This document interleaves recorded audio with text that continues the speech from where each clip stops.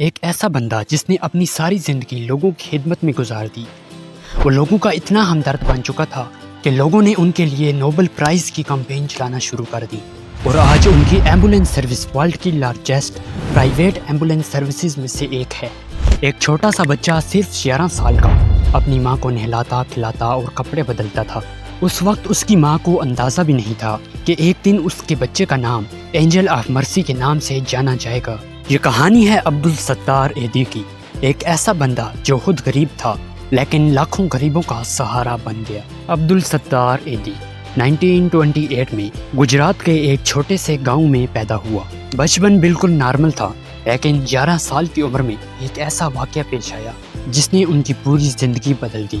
ان کی ماں پیرالائز اور ذہنی بیماری کا شکار ہو گئی. چھوٹے ایدی نے اپنی ماں کی خدمت شروع کر دی، نہلانا کھلانا کپڑے بدلنا. سالوں تک انہوں نے اپنی ماں کا دکھ دیکھا. اس تجربے نے ان کے دل میں انسانیت کا بیج بویا. جب وہ 19 سال کے تھے ماں کا انتقال ہو گیا. اس وقت ایدی کا دل ٹوٹا، لیکن ساتھ ہی ایک نئی سوچ جنی. انہیں لگا کہ دنیا میں ہزاروں لوگ ایسے ہی بیمار، لاچار اور اکیلے ہیں جن کے پاس کوئی نہیں. اس دن سے انہوں نے اپنی زندگی انسانیت کے لیے وقف کرنے کا ارادہ کر لیا. پارٹیشن 1947 میں ہوا اور ایدی اپنے خاندان کے ساتھ پاکستان آ گئے. کراچی میں پہلے انہوں نے روزی روٹی کے لیے کپڑوں کا بزنس شروع کیا. دن بھر بازار میں کام کرتے، رات کو سوچتے میں اصل میں انسانیت کے لیے کیا کر رہا ہوں. 1952 میں ایدی نے فیصلہ کیا کہ اب وقت ہے کچھ کر دکھانے کا. انہوں نے عوام سے دان مانگنا شروع کیا اور ایک چھوٹا سا کمرہ خریدا جہاں پہلی فری ڈسپینسری شروع ہوئی. اس کے بعد انہوں نے اپنی پہلی ایمبولینس خریدی، ایک چھوٹی سی پرانی وین. ڈرائیور بھی خود ایدی تھے. ایکسیڈنٹ ہو، لاش اٹھانی ہو یا بیمار کو اٹھانا ہو، ایدی سب سے پہلے پہنچتے. لوگ حیران ہو جاتے کہ ایک شخص جو غریب ہے وہ دن رات دوسروں کے لیے کیسے جی رہا ہے. دھیرے دھیرے عوام کا بھروسہ بڑھنے لگا اور ایدی کا نام مشہور ہوا، اینجل آف مرسی. 1965 میں ان کی شادی بلقیس ایدی سے ہوئی جو کہ ایک نرس تھی. بلقیس ایدی نے ایڈاپشن سینٹر سنبھالا. یہ ہسبینڈ وائف ٹیم انسانیت کے لیے دنیا کی سب سے بڑی مثال بن گئی. 1974 میں آفیشلی ایدی فاؤنڈیشن کا آغاز ہوا.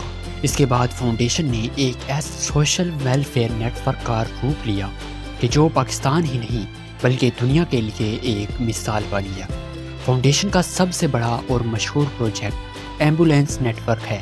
1997 میں گنیس ورلڈ ریکارڈ نے ایدی فاؤنڈیشن کو دنیا کا سب سے بڑا ایمبولینس سروس ڈکلیئر کیا.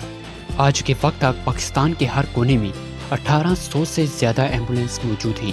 یہ ایمبولینس صرف شہروں میں نہیں بلکہ گاؤں، ہائی ویز، ہر ایریا تک پہنچتی ہیں. ایمبولینس فلیٹ کے ساتھ ساتھ ایدی فاؤنڈیشن نے ایک ایئر ایمبولینس سروس بھی اسٹیبلش کی. اس میں ایک ہیلی کاپٹر اور 2 فکس ونگ ایئر کرافٹ شامل ہیں.